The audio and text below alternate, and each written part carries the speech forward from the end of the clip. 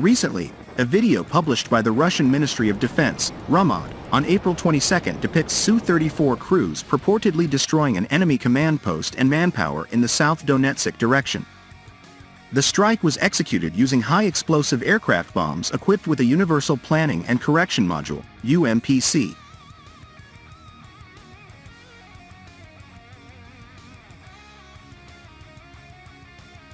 A closer examination of the footage by experts reveals a significant departure from previous bombing procedures. Typically, RUMOD videos showcased Su-34 bombers dropping FAB UMPC bombs from medium altitudes in level flight, allowing for maximum standoff range while avoiding engagement with Patriot air defense systems.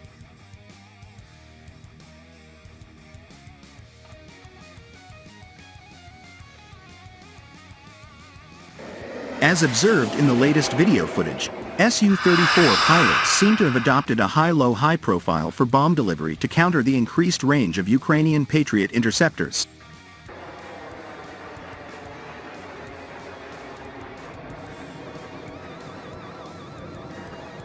This method involves approaching the bomb release zone at low altitudes and high speeds, executing a steep climb, and then releasing the bombs at pre-calculated parameters to maximize range while minimizing exposure to adversary AD, area denial, systems.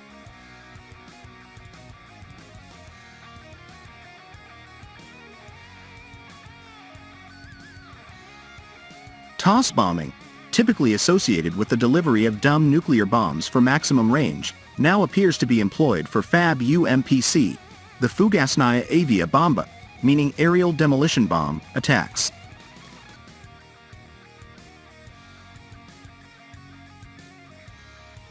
Su-34s reduce the risk of radar detection and long-range missile engagement by utilizing a high-speed, terrain-hugging approach. According to military analyst Bajender K. Thacker, the bomb's ballistic trajectory during the initial phase of tossing further enhances their range while evading AD missile interception.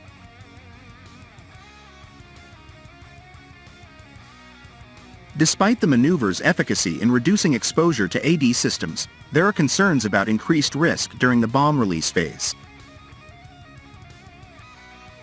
However, experts suggest that the minimal radar and heat signature of the bombs make them difficult targets for AD missiles.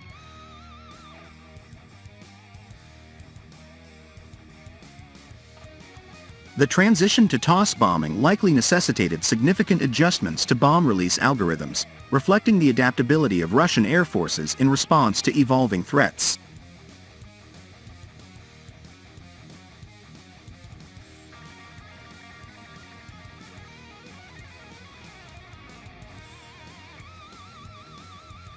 While the efficacy of these new tactics remains to be fully tested in combat scenarios, they signify a proactive effort to maintain operational effectiveness in contested airspace.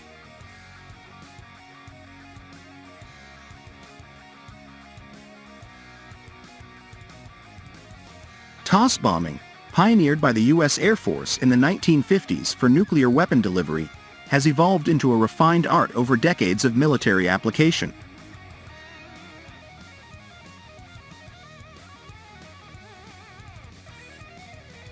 The genesis of toss bombing traces back to the U.S. Air Force's use of Boeing B-47 bombers, later perfected by U.S. Navy A-4 pilots.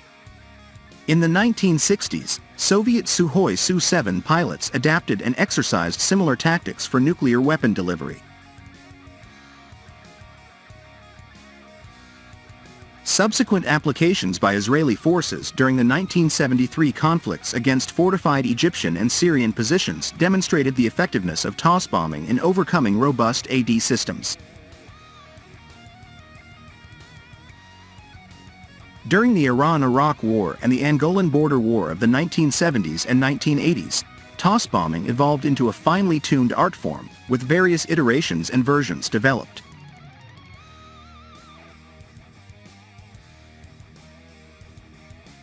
Despite the complexity of aerial combat environments and the sophistication of adversary defenses, toss bombing remained remarkably successful, with only a handful of aircraft ever being hit while executing such maneuvers.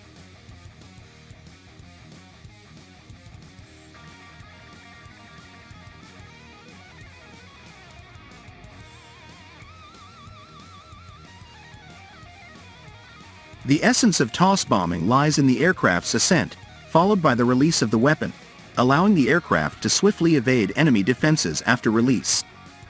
This technique ensures that the aircraft does not overfly the target zone, maximizing its survivability while maintaining precision in weapon delivery.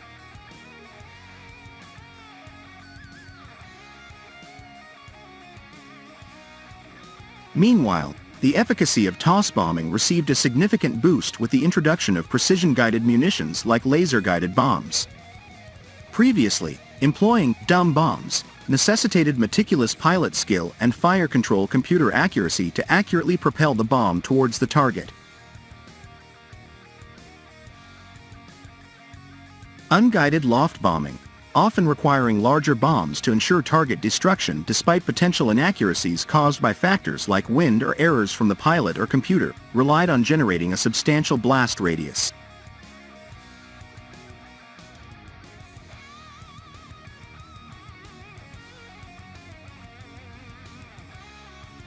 Laser targeting, alongside methods such as GPS utilized in systems like JDAM, Joint Direct Attack Munition, is a guidance kit that converts unguided bombs, or dumb bombs, into all-weather precision-guided munitions, enables the bomb to adjust for minor deviations from its intended trajectory post-release, effectively equating the accuracy of toss bombing with that of the level bombing while retaining most of the benefits of toss bombing with unguided munitions.